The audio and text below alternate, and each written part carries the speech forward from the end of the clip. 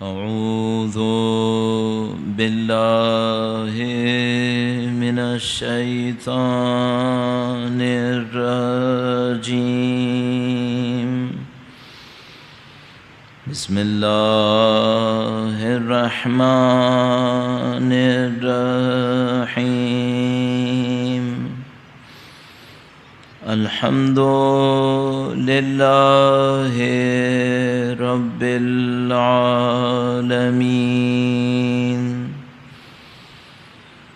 والصلاة والسلام على سيد الأنبياء والمرسلين،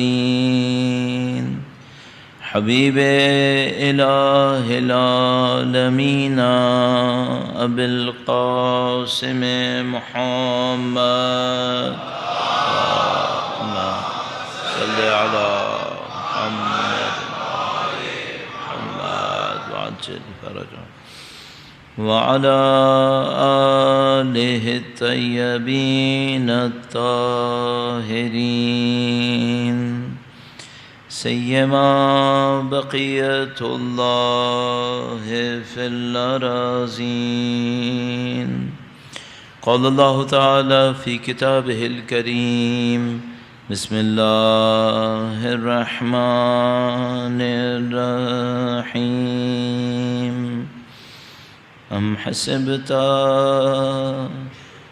ان اصحاب الكهف والرقیم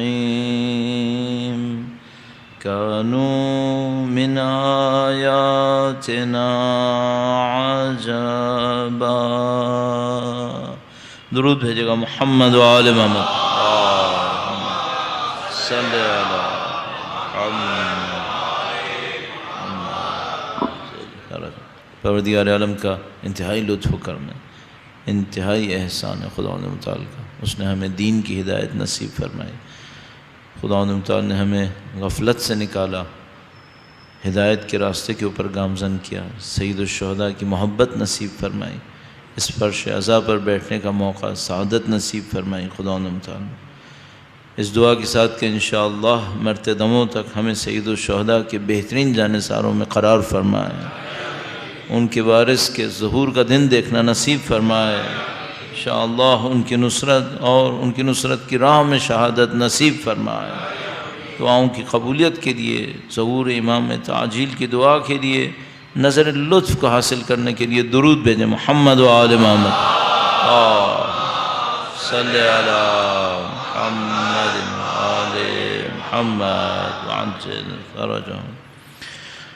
خداوند متعال نے ہر چیز کو ایک خاص سبب کے تحت، ہر چیز کو ایک نظام کے تحت خلق فرمایا ہے. الذی اعطی کل شیء خلقہ ثم ہدی. ہر چیز کو خلق کیا اور اس کو ہدایت دی ہے. ہر چیز کی ہدایت اس مقصد سے ہے، ایک معنی میں، کہ وہ اپنے ہدف کو حاصل کرے. چونکہ خداوند متعال نے کسی چیز کو بے ہدف خلق نہیں کیا ہے، چاہے وہ جو جاندار ہے، با ارادہ ہے، باشعور ہے جیسے ہم انسان، چاہے وہ جو بظاہر باشعور نہیں ہے جیسے جانور یا مثلاً پودے، اور چاہے وہ جو حسناً جاندار نہیں ہے جیسے مثلاً پتھر، جمادات. کوئی بھی چیز ایسی نہیں ہوگی جس کا کوئی ہدف نہ ہو، ہر ایک کا کوئی مقصد ہوگا. یہ سورج گردش میں ہے، اس کا یقیناً کوئی مقصد ہوگا، تو اس کو ہدایت چاہیے تاکہ وہ اپنے مقصد کو حاصل کرے. جب خداوند متعال ہر چیز کو ہدایت دے گا، چاہے وہ جاندار نہ ہو، کچھ بھی نہ ہو، انسان کو کیسی ہدایت دے گا؟ انسان کو تو بہت زیادہ ہدایت کی ضرورت ہے. اس کی وجہ یہ ہے کہ انسان کے اندر پوٹینشل ہے، اس کو ڈیولپ ہونا ہے، اس کو کسی مقام پہ پہنچنا ہے، تو اس کو بہت ہدایت چاہیے. یہ جو خداوند متعال کی ہدایت ہے، یہ کس انداز میں آ رہی ہوتی ہے، کن طریقوں سے آ رہی ہوتی ہے. اس ہدایت کو اگر کوئی درک کرنے لگے تو اس کا کام کتنا آسان ہو جائے گا. بہت ساری چیزوں میں ہم انسان اپنی زندگی میں گزرتے ہوئے اللہ کی ہدایت کو نعوذ باللہ یا غفلت میں رکھ جاتے ہیں یا اصم بھول جاتے ہیں. ایک مثال عرض کروں گا، درود بھیجے گا محمد و آل محمد. صلی علی محمد و آل محمد وعجل فرج۔ پریشانیوں کی مثال لے لیں، مشکلات کی مثال لے لیں۔ عام انسان کسی مشکل کو کس انداز میں دیکھتا ہے؟ کوئی مشکل آئے گی چلائے گا، خدا سے کہے گا دور کرے۔ کیا یہ طے ہے کہ خدا نے دنیا میں مشکل نہیں بھیجنی؟ کیا یہ طے ہے؟ یا یہ طے ہے کہ دنیا میں مشکل بھیجنی ہے؟ کیا چیز طے ہے؟ وَلَنَبْلُوَنَّكُمْ بِشَيْءٍ مِّنَ الْخَوْفِ وَالْجُوعِ وَنَقْصٍ مِّنَ الْأَمْوَالِ وَالْأَنفُسِ وَالثَّمَرَاتِ، یہ طے ہے، یہ ہونا ہے۔ اچھا، انسان کا ذہن اسے قبول کر لیتا ہے کہ یہ ہونا ہے؟ نہیں قبول کرتا۔ اس کو میں عرض کر رہا تھا، شاید کل یہاں پہ میں نے عرض کیا تھا یا کہیں اور، ہم لوگوں کا دماغ دنیا سے باہر نہیں نکلتا، ہم لوگ دنیا پہ فکس ہو گئے، اور بہت کم لوگوں میں یہ طاقت آتی ہے کہ وہ اپنے دماغ کو معتقد ہو کر، ایک دفعہ جبر میں ہم دنیا سے نکلتے ہیں، ایک دفعہ معتقد ہوتے ہیں کہ نہیں ہم اہل دنیا نہیں ہیں۔ دو لیول ہیں، ایک دفعہ یہ ہے کہ میں مسلمان ہوں، مجھے بتایا گیا ہے بھئی ایک آخرت ہے، دنیا ختم ہو جائے گی، پھر آپ برزخ میں جائیں گے، پھر آپ مثلا پل صراط پہ جائیں گے، محشر میں ہوں گے، پھر صراط پہ ہوں گے، پھر جنت میں۔ یہ میں چونکہ مسلمان ہوں اس بات کو قبول کر لیتا ہوں کہ ایسا ہے، لیکن مطمئن کس کے اوپر زیادہ ہوں، دنیا پہ یا آخرت پہ؟ یہاں پہ۔ جبکہ میرے فریم کو کیسا ہونا چاہیے تھا؟ مجھے ہونا اہل آخرت تھا۔ یعنی اب جو ہم لوگوں کے ساتھ بہت بڑا ایک ٹکراؤ ہے، جس کے اندر ہم لوگوں کی زندگی بعض اوقات گزر جاتی ہے اسی کو حل کرتے کرتے، ہم اہل دنیا ہیں یا ہم اہل آخرت ہیں، ہم اس کو حل نہیں کر پاتے۔ زبان سے اہل آخرت ہیں، عمل میں اور ذہن میں اہل دنیا ہیں۔ عمل میں، اور ابھی جو میں نے ذہن کا لفظ استعمال کیا شاید یہ اتنا اچھا نہیں ہے، ذہن کی جگہ پہ ایک اور چیز لے سکتے ہیں، لاشعور میں۔ ہم اپنے شعور میں اہل آخرت ہیں، لیکن لاشعور میں اہل دنیا۔ شعور میں اہل آخرت ہیں، یعنی ہم سے کوئی پوچھے بھائی تمہیں کامیابی دنیا میں چاہیے یا آخرت میں؟ ہم لوگ دیندار لوگ ہیں نا ظاہری طور پہ، تو میں ان لوگوں کی تو بات ہی نہیں کر رہا جس سے پوچھیں کامیابی کہاں چاہیے، جھٹ سے دنیا کا نام لے گا، ان کی تو میں بات ہی نہیں کر رہا ہوں۔ ہم لوگ جو دیندار ہیں، ہم سے کوئی پوچھے بھائی تمہیں کہاں پہ کامیابی چاہیے، دنیا میں یا آخرت میں، تو ہم جھٹ سے کہیں گے آخرت میں۔ یہ شعور ہے۔ اور لاشعوری طور پہ کہاں کے ہیں؟ لاشعوری طور پہ یہاں اٹکے ہوئے۔ اس کی نشانی کیا ہے؟ ایک گناہ پہ زیادہ کڑھتے ہیں یا دنیا کے جانے پہ زیادہ کڑھتے ہیں؟ جو بیٹا ہوتا ہے نا، وہ اپنے نسب کا انکار نہیں کر سکتا، وہ اپنے نسب کا انکار نہیں کر سکتا۔ اگر ہم اہل دنیا ہیں تو دنیا کا نسب ہم انکار نہیں کر پائیں گے۔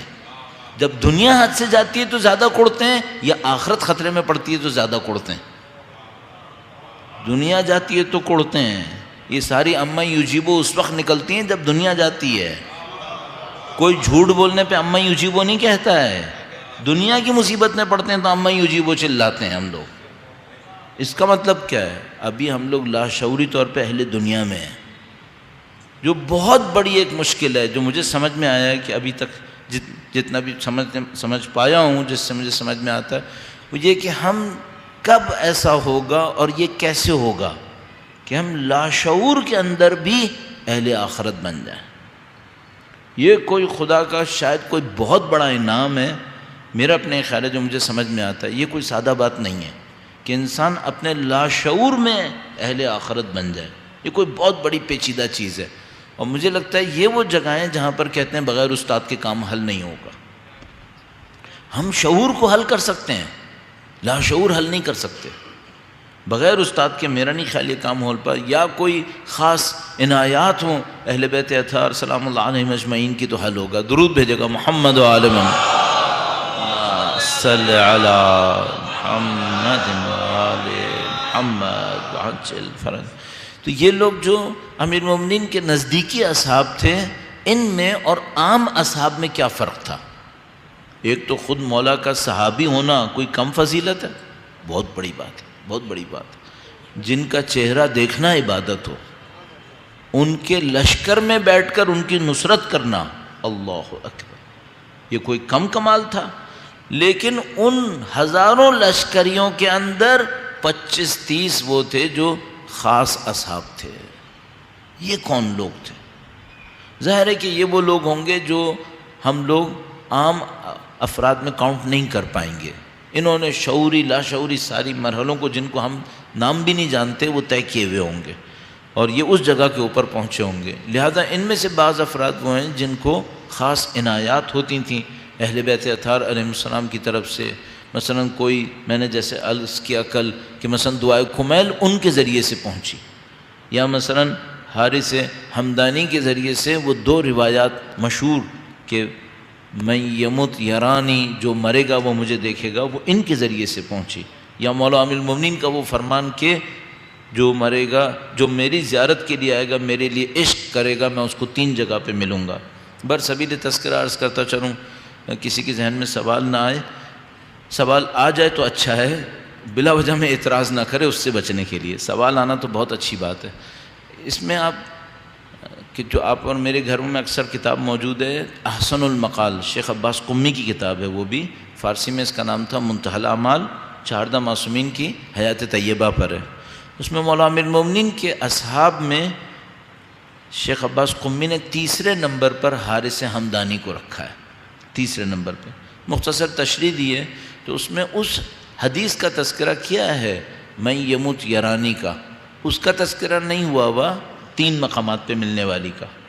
اس تذکرے میں لکھا ہے کہ وہ امیر المومنین کے پاس رات کے وقت میں پہنچے تھے، رات کے وقت میں پہنچے تھے۔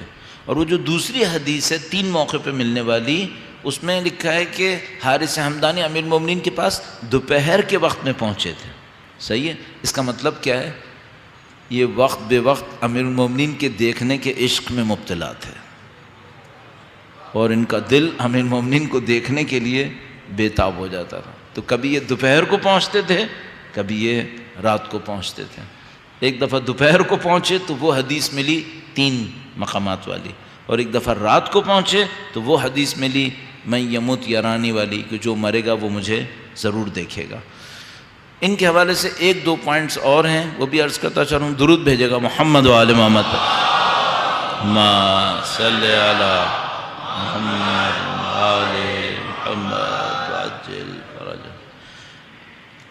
ہمارے علماء میں مشہور ایک عالم شیخ بہائی اور ان کے والد گرامی اہل معنویت شمار کیے جاتے ہیں۔ شیخ بہائی کے والد کا واقعہ مشہور ہے، ان کی قبر بحرین میں ہے۔ تو ان کا واقعہ مشہور ہے کہ انہوں نے خدا متعال سے یہ درخواست کی کہ خدایا مجھے دنیا میں وہ جگہ دکھا جہاں میں اس وقت بیٹھوں تو نورانیت وہاں پر ہو۔ تو ان کو دنیا کے نقشے میں بحرین نظر آیا، تو اس لیے وہ وہاں چلے گئے تھے۔ شیخ بہائی کا بڑا مقام ہے۔ شیخ بہائی ان کی نسل سے تھے، حارث ہمدانی کی نسل سے۔ تو شیخ بہائی اپنے نام کے آگے حارثی لکھا کرتے تھے، اور وہ ان سے منسوب تھے۔ تو ان کی نسل بابرکت ہے، ان کی نسل بابرکت ہے۔ اب نہیں معلوم کہ آج یہ نسلیں کہاں پہنچی ہیں اور ان سے کیا نتائج حاصل ہوئے۔ تو یہ جو مکتوب ہے، یہ مکتوب نمبر 69 میں نے آپ کی خدمت میں عرض کیا تھا کہ اس کو ایک دفعہ ضرور دیکھ لیجیے گا، اور اس کے بارے میں ہم نے کل آرائش شروع کیے تھے۔ پہلا جو جملہ آیا تھا وہ تمسک بالقرآن، قرآن کریم سے تمسک کرو، وَاسْتَنْصِحْهُ، اس سے نصیحت حاصل کرو۔ ایک جگہ میں نے دیکھا ہے وَانْصِحْهُ، تو یہ عربی کے ذرا سا ایک فرق ہے، ایک سیغہ کچھ اور ہے، ایک میں سین بھی لگا ہوا ہے وَاسْتَنْصِحْهُ، لیکن جو زیادہ مشہور ہے وَاسْتَنْصِحْهُ ہے، یعنی اس سے نصیحت کو طلب کرو۔ اب یہ جو ایک جگہ میں کہیں دیکھ رہا تھا آج، تو کسی نے اس نصح کا جو لفظ ہے، نصیحت کا لفظ، اس کی بڑی خوبصورت ایک تشریح کی تھی عربی لغت کے حوالے سے، وہ میں آپ کی خدمت میں عرض کروں گا۔ درود بھیجے گا محمد و آل محمد،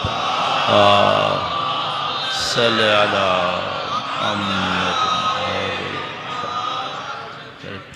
عربی زبان میں بہت گہرائی ہے، بہت خوبصورت اس اعتبار سے کہ اگر کوئی واقعاً عربی زبان پہ محنت کرنے والا ہو، ہم لوگ اتنی محنت نہیں کر پاتے، ہم لوگ سادہ سادہ کام کرنے والے ہیں، لیکن جو لوگ واقعاً محنت کرتے ہیں، ایک ایک لفظ کے اوپر جا کے ڈھونڈتے ہیں اس کے معنی میں، تو ایک کسی نے اس کے اوپر محنت کی ہوئی تھی، اور نصح، چونکہ یہ نصیحت اور ناصح، استنصاح، یہ سب نصح سے حاصل ہوا ہے، نون صاد ہا۔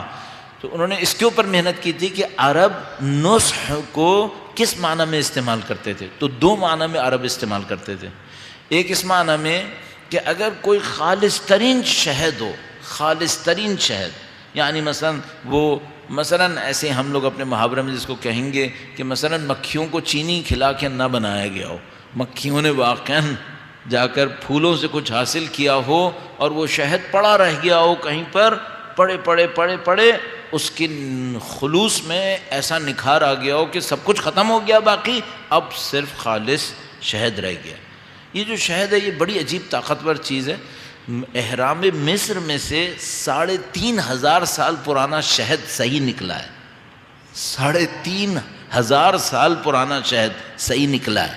تو یہ شہد بڑی طاقتور چیز ہے۔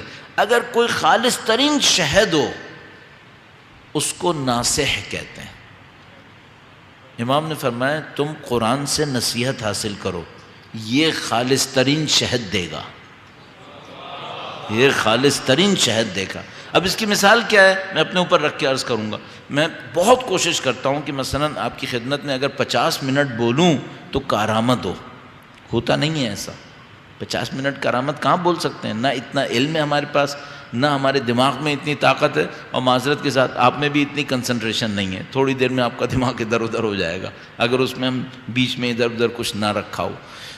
اگر کوئی بولنے والا 50 منٹ بولے 100% productive, 50 minute net 50 minute productive, اس کو کیا کہیں گے؟ اس کو کہیں گے ناصح۔ اس کی بات میں کوئی فضول بات نہیں ہے، اتنی سی بھی کوئی فضول بات نہیں ہے۔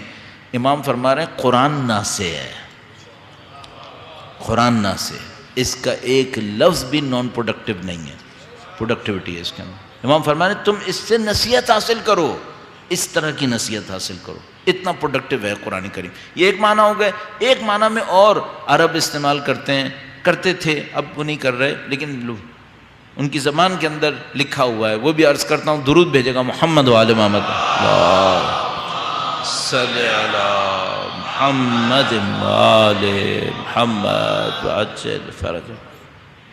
آج کل میں کوشش کر رہا ہوں، آپ کے ساتھ شیئر کرتا ہوں، میں کوشش کر رہا ہوں ہم لوگ درود کو توجہ سے بھیجیں کسی طریقے سے۔ مجھے لگا کہ ہم لوگ شاید بعض اوقات درود کو، بعض اوقات نہیں اکثر، بے توجہی سے بھیجتے ہیں۔ اس کا مجھے لگ رہا ہے ہمیں نقصان ہو رہا ہے، یعنی خدا نہ کرے بعض اوقات ایسا نہ ہم درود کے ساتھ بے احترامی کر رہے ہوں۔ مجھے یہ لگ رہا ہے کہ بعض اوقات ہم لوگ وقت لینے کے لیے درود بھیجتے ہیں اور کوئی توجہ سے نہیں بھیجتا، یہ ناانصافی ہے۔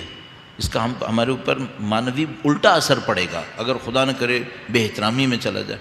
تو کوشش کر رہا ہوں آج کل اپنے ذہن کو اس بات کے اوپر لے کر آؤں کہ جب درود بھیجیں تو توجہ کے ساتھ بھیجیں، تو انشاءاللہ اللہ کامیابی دے گا۔ درود بھیجے گا محمد و آل محمد،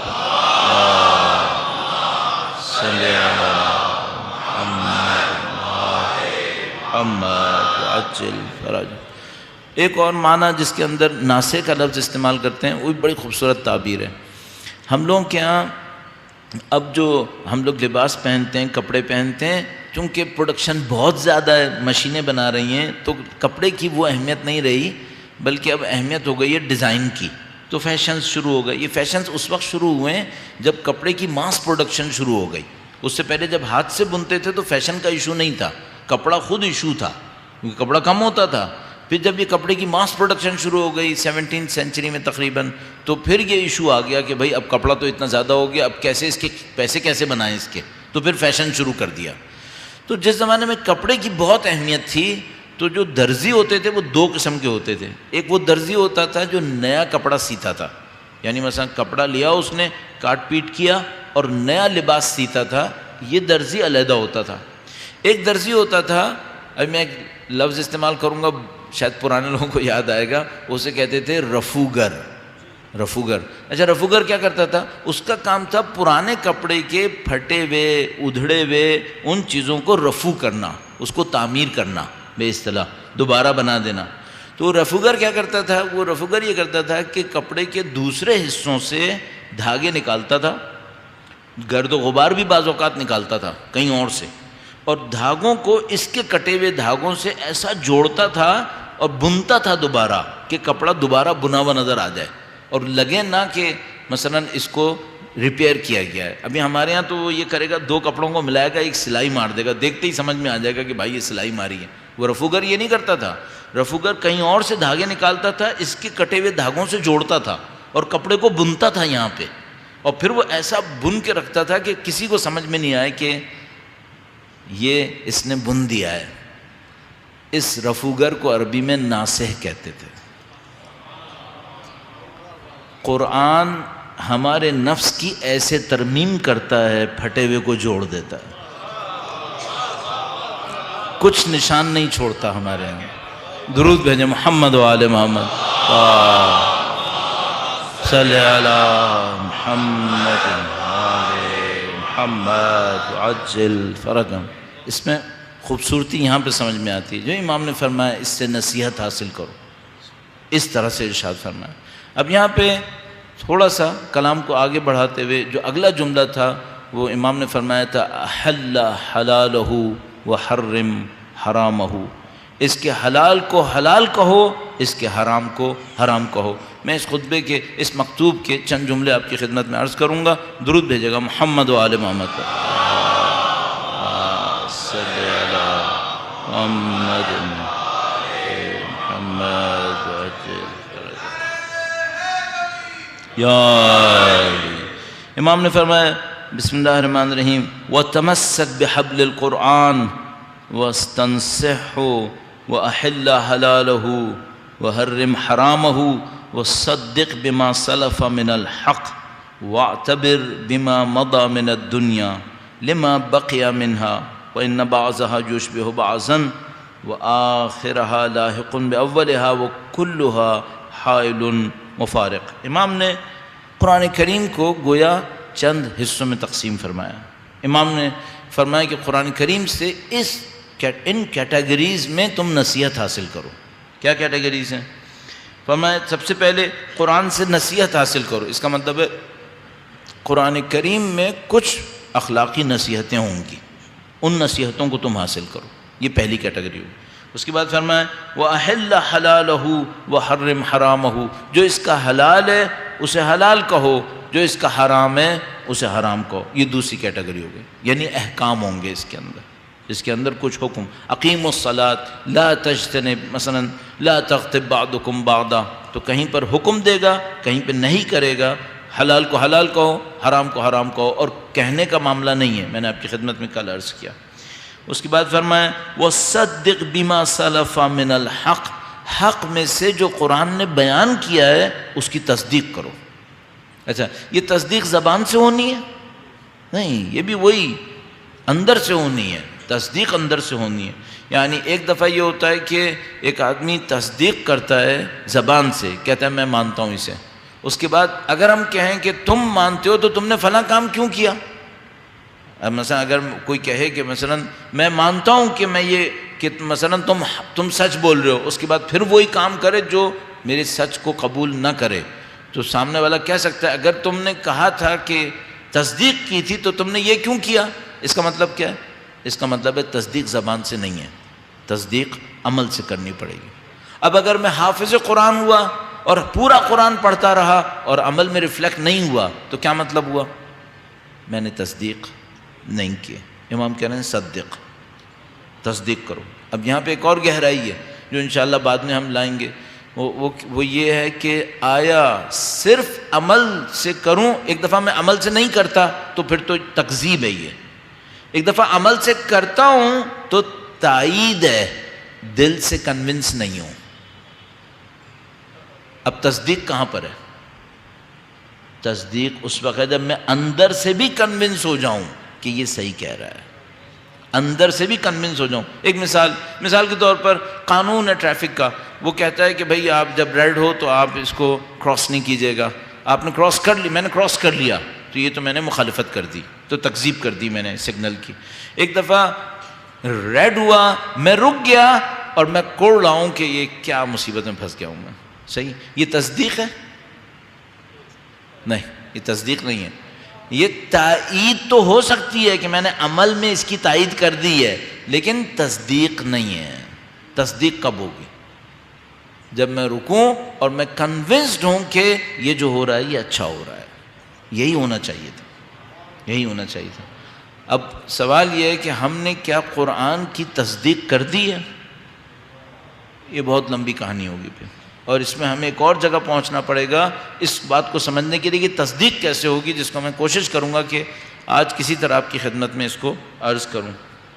فرمایا صدق بما سلف من الحق واعتبر، اور عبرت حاصل کرو بما مضى من الدنیا، دنیا میں سے جو گزر گیا ہے اس سے عبرت حاصل کرو۔ کس کے لیے؟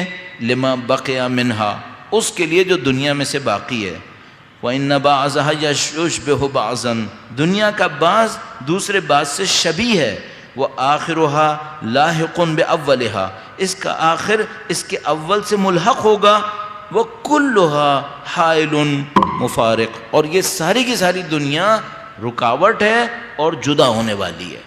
رکاوٹ ہے، حائل ہے، اردو میں بھی حائل کا لفظ استعمال کرتے ہیں، دو چیزوں کے درمیان کوئی حائل ہو گیا، جو اس کا مطلب ہے اس نے دونوں کو دور کر دیا۔ تو فرمایا کہ دنیا حائل ہے اور مفارق ہے، یہ جدا ہونے والی ہے۔ یہ امام فرما رہے ہیں تم قرآن سے یہ سیکھو، صحیح ہے؟ اگر تم نے یہ سیکھا قرآن سے تو کیا بنے گا؟ یہ تمسک، ورنہ کیا بنے گا؟ ورنہ قرات ہے، پڑھتا ہے، تمسک نہیں کیا۔ اب میں ایک سوال پوچھوں گا، ہم نے اہل بیت کے چاہنے والے ہیں یا ان سے تمسک کیا ہے؟ ہم لوگ اہل بیت سے بھی تمسک نہیں کر پا رہے اس طرح سے جس طرح سے دنیا گزر رہی ہے۔ تو تمسک کچھ اور ہے۔ امام فرما رہے ہیں یہ تمسک یہ ہے تمسک کہ تم مثلا اس سے نصیحت حاصل کرو، اس سے حلال کو حلال کہو، حرام کو حرام کہو، اور کہو نہیں بلکہ کرو۔ اس کے بعد فرمایا تصدیق بھی کرو۔ تصدیق میں نے ابھی عرض کیا کہ صرف عمل کرنے سے تصدیق نہیں ہوگی بلکہ اندر کے انسان کو کنونس کرنے سے تصدیق ہوگی۔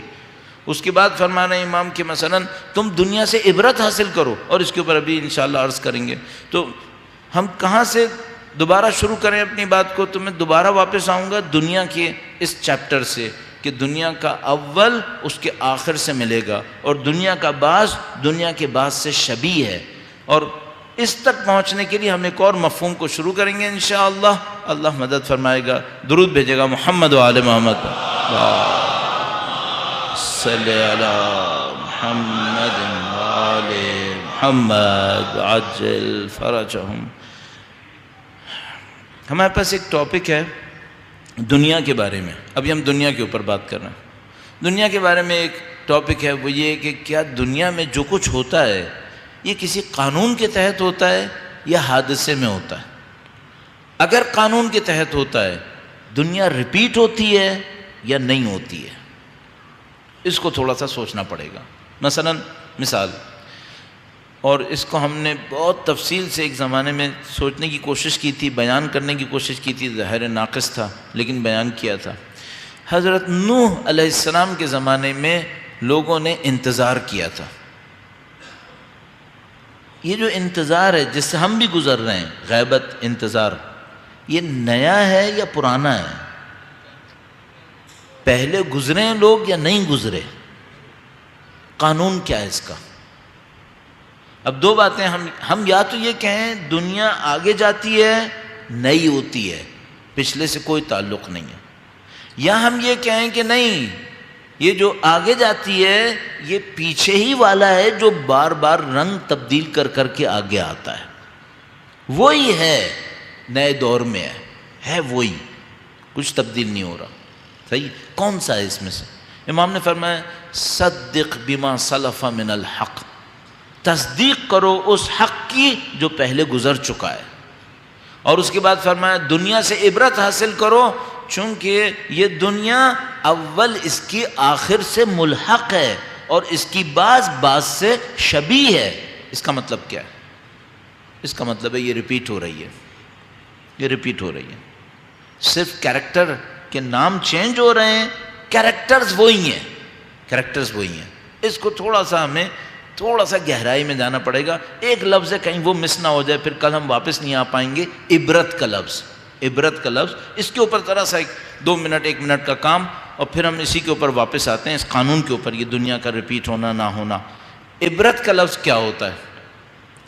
اردو میں ہم لوگ استعمال کرتے ہیں. اچھی بات یہ ہے کہ عربی اور اردو میں مماثلت ہے، کافی الفاظ تکرار ہوتے ہیں، تو یہ بات ہم لوگوں کے لیے آسان ہے. اگر ہم لوگ انگریزی زبان ہوتی ہے، فرینچ، جرمن، جاپنیز ہوتے ہیں تو بہت مشکل ہو جاتی ہے ہم لوگوں کو، لیکن الحمدللہ ہمیں سمجھ میں آتا ہے. عبرت کا لفظ ہم کہاں سے سمجھ سکتے ہیں؟ ہم لوگ عبور سے سمجھ سکتے ہیں. عبور، عبور کرنا کسے کہتے ہیں؟ ایک جگہ سے دوسری جگہ چلے جانا. اگر کوئی ایک پوائنٹ سے نکلے دوسری پوائنٹ پہنچ جائے اور بیچ میں کچھ فاصلہ طے کر لے تو اس کو ہم کہتے ہیں عبور کیا. تو مثلا اگر میں یہاں سے اٹھ کر اوپر چلا جاؤں تو عبور نہیں ہوتا، ٹھیک ہے، لیکن اگر میں یہاں سے چل کے کسی فاصلے کے اوپر پہنچ جاؤں تو وہ عبور کرنا ہوتا ہے.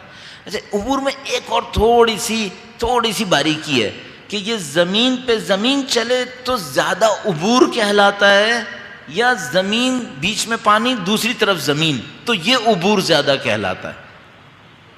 تھوڑی سی اگر گہرائی دیکھیں تو بیچ میں ایک جگہ ہے جہاں پر چلنا آسان نہیں ہے، ٹھیک ہے، اس سے نکل کر کسی اور جگہ پہنچ گئے جہاں چلنا آسان ہے، بیچ میں آپ نے ایک مشکل کو طے کر لیا، اس کو ہم کہتے ہیں عبور کر لیا. صحیح ہے. تو اگر میں اسموتھلی ایک زمین سے دوسری زمین گزرا، چلنا کہہ سکتے ہیں، عبور کرنا نہیں کہلائیں گے.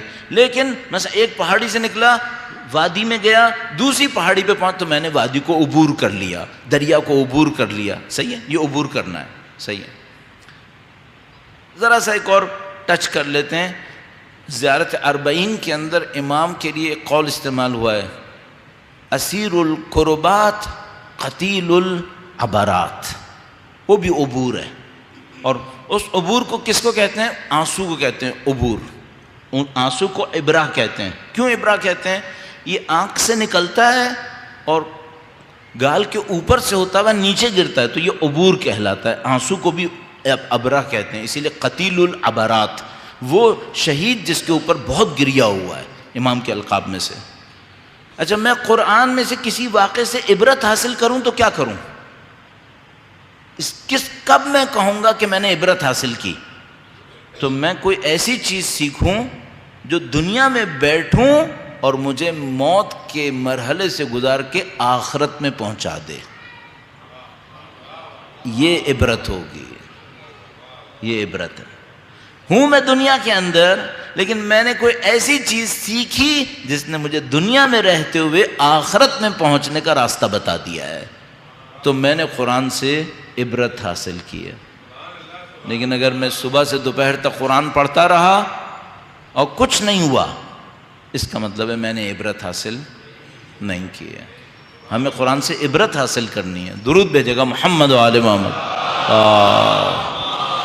صلی علی محمد و آل محمد وعجل فرج.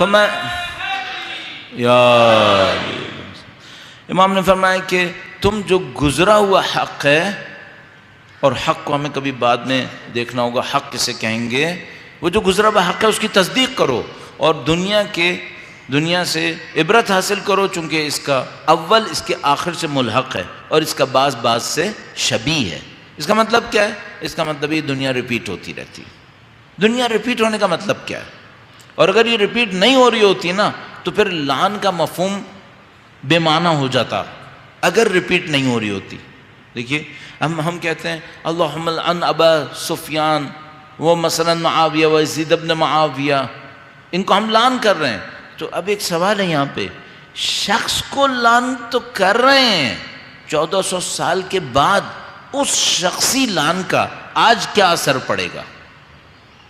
اس شخص کو ہم نے لعن کر دیا، یزید کو. 1400 سال پہلے یزید تھا، اس کو لعن کیا چونکہ اس کے اعمال ایسے تھے، اس نے یہ کیا، اس نے وہ کیا، اس نے وہ کیا.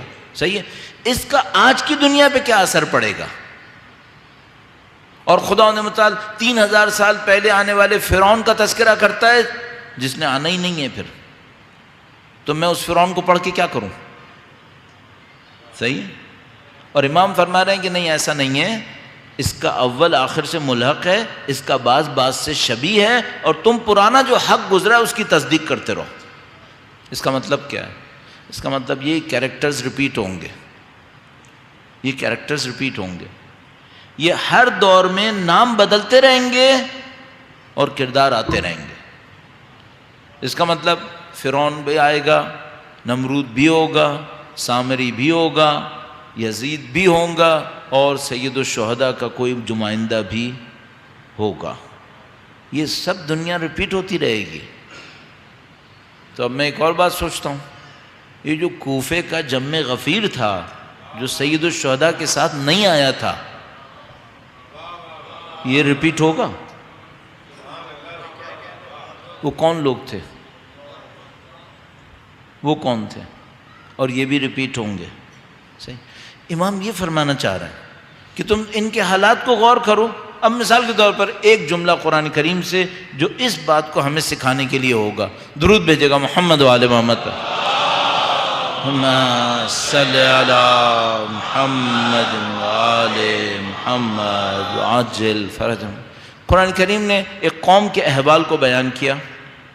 اس قوم کے احوال میں تھا کہ انہوں نے اللہ کی نافرمانی کی، خداوند متعال نے ان کے اوپر عذاب بھیجا۔ وہ جو عذاب بھیجا وہ بادلوں کی صورت میں تھا۔ بادل جو تھے وہ مثلاً زرد بادل تھے، اور ان بادلوں نے اس قوم کے اوپر عذاب کو نازل کرنا تھا۔ مثلا اس میں آگ برس رہی تھی ان بادلوں کے اندر۔ صحیح ہے، یہ بادل اس قوم کے سر پر آئے، اب وہ برسانے کے لیے تیار ہیں، اور نبی کہہ رہا ہے کہ دیکھو یہ بادل آ چکے ہیں، تم لوگ توبہ کر لو ورنہ تم لوگ ختم ہو جانے والے ہو۔ اور وہ کیا کہتے ہیں؟ ھذا عارض ممطرنا، یہ وہ بادل ہیں جو ہمیں بارش دینے آئے ہیں۔ یہ قرآن کریم نے لکھا ہے۔ اچھا، کیا مطلب؟ یہ ایک واقعہ ہے قرآن کریم کے اندر، اور امام فرما رہے ہیں کہ اس کا آخر اول اس کے لاحق سے ملے گا۔ صحیح ہے، کیا مطلب؟ اگر یہ واقعہ تکرار ہوا تو کیا ہوگا؟ اگر یہ واقعہ تکرار ہوا تو کیا ہوگا؟ اس میں یہ ہوگا کہ ایک قوم عذاب کے دہانے پر کھڑی ہوگی اور اس عذاب کا انکار کر کے کہے گی یہ تو بلیسنگ ہے، یہ تو رحمت ہے، یہی تو کامیابی ہے، یہی تو کامیابی ہے۔ ایک قانون سمجھ میں آ گیا؟ ایک بات دیکھ لیا آپ نے؟ صحیح ہے۔ اب ایک اور پیس، ایک اور حصہ قرآن کریم فرماتا ہے فلاں قوم نے جب ہماری نافرمانی کی تو ہم نے ان سے کہا کونو قردۃ خاسئین، تم لوگ سخت خسارے میں پڑ جانے والے بندروں کی شکل میں تبدیل ہو جاؤ۔ قرآن کریم میں ہے، ہاں قرآن کریم قردۃ خاسئین، بالکل قردۃ لکھا ہوا ہے، قردہ کہتے ہیں اس کو، بندروں کو۔ تو قرآن کریم نے کہا کہ ہم نے اس قوم کو بندروں کی شکل میں تبدیل کر دیا۔ اچھا، تو اگر ہم اس کو ایکسٹریکٹ کریں، آیا واقعاً بندر بنے تھے یا نہیں؟ ان کے اندر کوئی ایسی خاصیت آ گئی تھی جو بندروں کے اندر ہوتی ہے؟ کیا ہوا ہوگا؟ ہمیں نہیں معلوم۔ اچھا، اگر وہ ایک قوم بندر بن گئی ہوگی تو اس نے یہ ایکسیپٹ کر لیا ہوگا کہ ہمیں عذاب آ گیا؟ نہیں، اس نے ایکسیپٹ نہیں کیا۔ ان دو باتوں کو ملا لیں، اس کا مطلب کیا ہے؟ ایک قوم کسی عذاب کی صورت میں مبتلا ہو چکی ہوتی ہے اور آخر وقت تک کہہ رہی ہوتی ہے یہ عذاب نہیں ہے، یہ عذاب نہیں ہے۔ دو باتیں ہو گئیں۔ اب تیسری بات، پوری تاریخ انسانیت میں کبھی یہ برہنگی آئی تھی جو اب ہے؟ کبھی آئی تھی؟ نہیں۔ یہ تمدن ہے، یہ تہذیب ہے۔ عذاب نہیں ہے تو اور کیا ہے؟ یہ اس کو مانیں گے کہ یہ عذاب ہے؟ نہیں مانیں گے۔ اب آپ پر اور مجھ پر ہے کہ ہم عقل سے کام لیں گے یا نہیں لیں گے، ان کے تمدن کے دعووں پہ چلیں گے یا اپنے دین کے حکم کے اوپر باقی رہیں گے۔ یہ تو میں نے ایسی مثال دی جو ہم لوگ جو یہاں پر موجود ہیں، ظاہر ہے ہم لوگ فلٹرڈ ہیں، ہم لوگ دیندار لوگ جو یہاں پہ موجود ہیں، یہاں پہ وہ لوگ ہیں ہی نہیں جو فحشا کے حامی ہوں گے، وہ یہاں پہ نہیں ہوں گے، اور اگر ہیں تو میں کہوں گا آپ خوش قسمت ہو کہ آپ نے سن لیا، آئندہ سے حمایت بند کر دینا، فسق و فجور و فحشا کی حمایت مت کرو۔ یہ معذب قوموں کی نشانی ہے کہ وہ اپنے لباس اتار کے پھرتے ہیں، یہ قردۃً ہوتے ہیں، یہ وہ بندروں کی اولاد بن جاتے ہیں۔ پھر کیوں انسانیت اپنے آپ کو جانوروں کی شکل میں تبدیل کر رہی ہے؟ خدا نے انسان کو انسان بنایا تھا.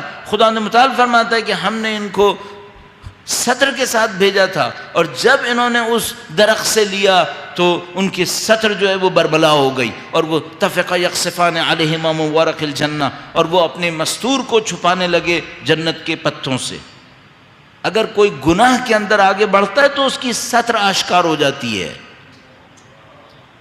یہ کہاں پہنچ گئے یہ لوگ؟ اور یہ مانیں گے کہ ان کے اوپر یہ مشکل آ گئی ہے؟ نہیں، آخر وقت تک اس کو تمدن کہیں گے. جیسے وہ قوم کہہ رہی تھی آرز ممطرنا، یہ وہ بادل ہے جو ہمیں بارش برسانے آئے، تو یہ کہہ رہے ہیں ہم لوگ تو ایڈوانس ہو گئے. کبھی یہ ہم جنس پرستی آئی تھی دنیا میں ایسی؟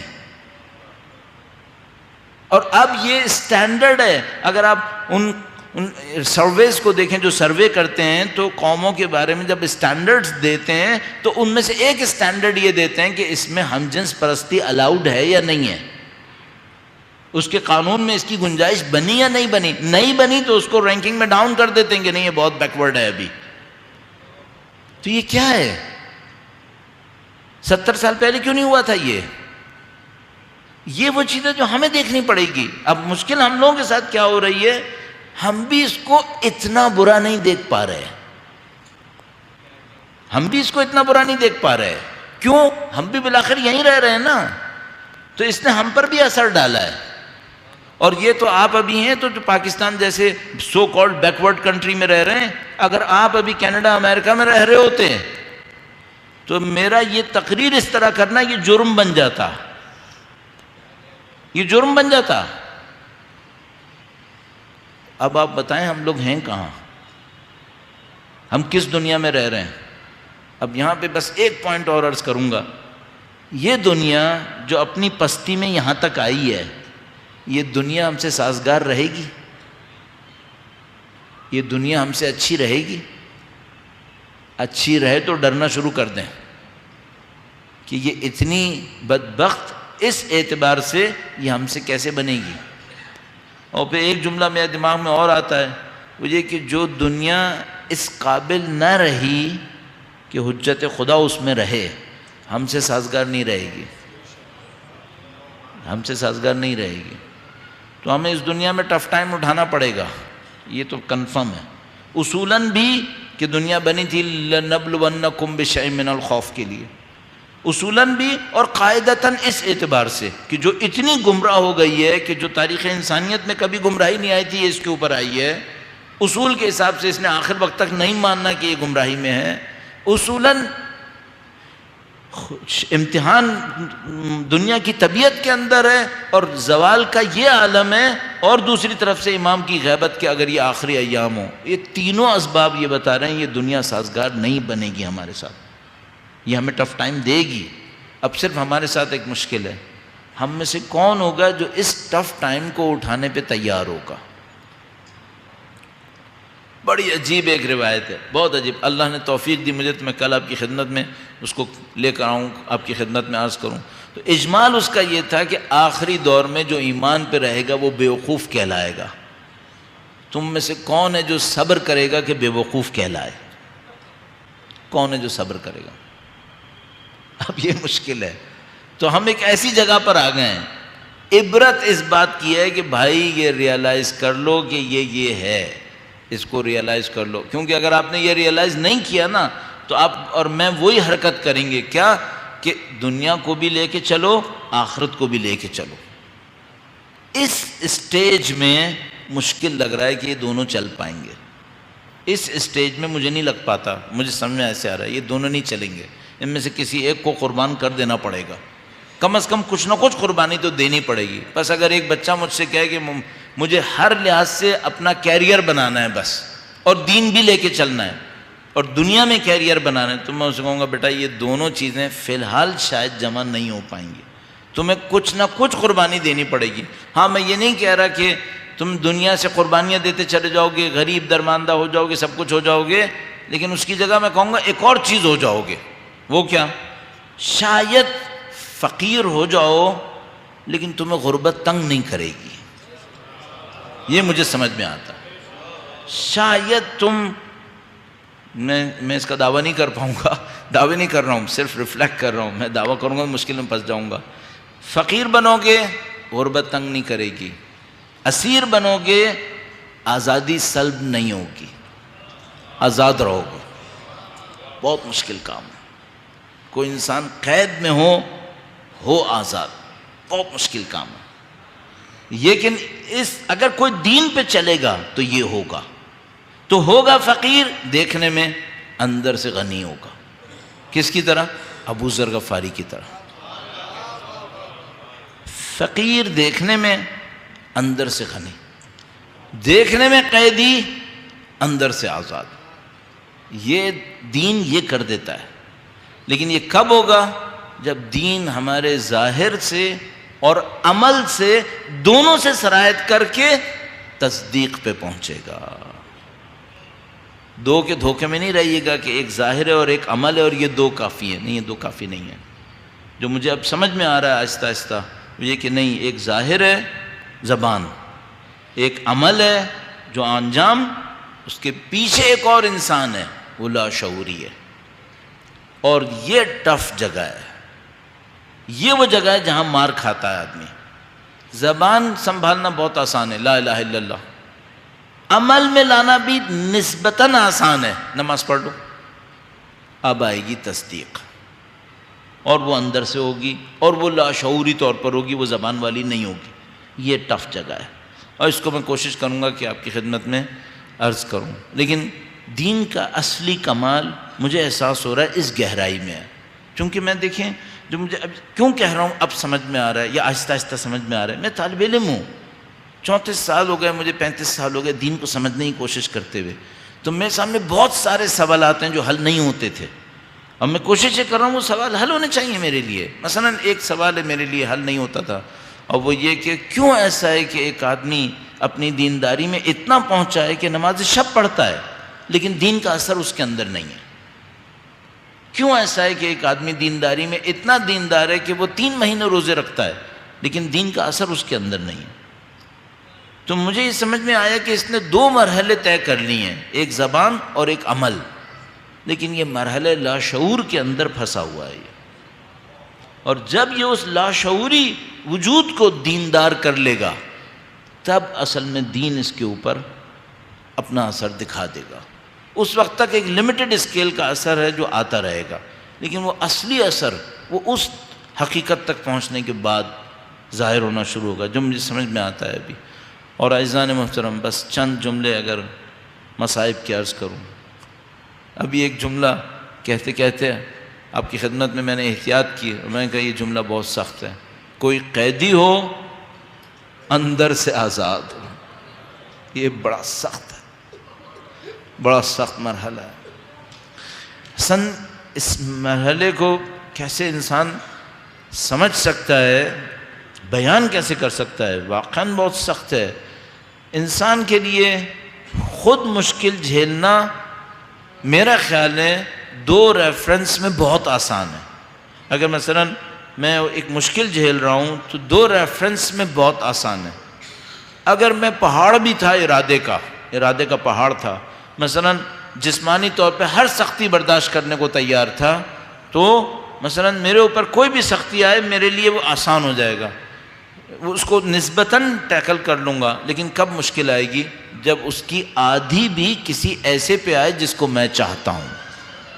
ہاں، اس وقت معاملہ سخت ہے. اور اگر وہ چاہتا ہوں جس کو وہ قابل احترام خواتین ہوں،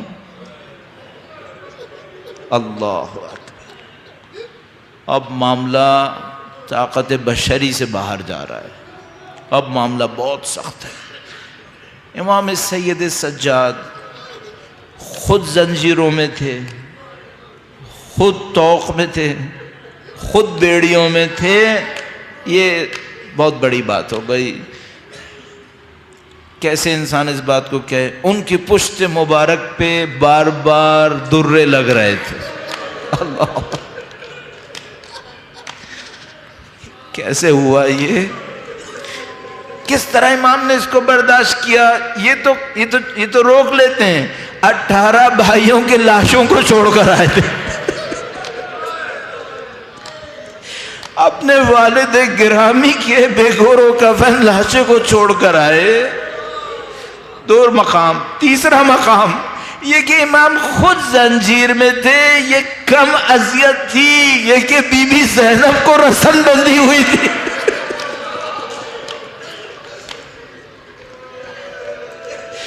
یہ مشکل مرحلہ تھا.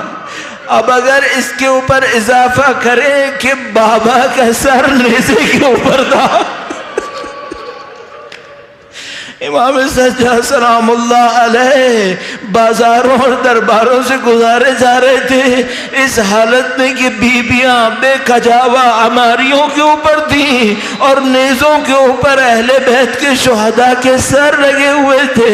اور جب ان بازاروں سے گزارے جاتے تھے تو مولا چوتھے امام روایت فرماتے ہیں کہ کوئی ہم پر پتھر مارتا تھا, کوئی ہم پر آگ برساتا تھا, اور کوئی یہ کہتا تھا کہ ان سے بدلہ لو, ان کے جد امجد نے خیبر کی جنگ جیتی تھی. الا لعنت اللہ علی القوم الظالمین وسيعلم الذين ظلموا أيام منقلب ينقلبون. ماتم حسین.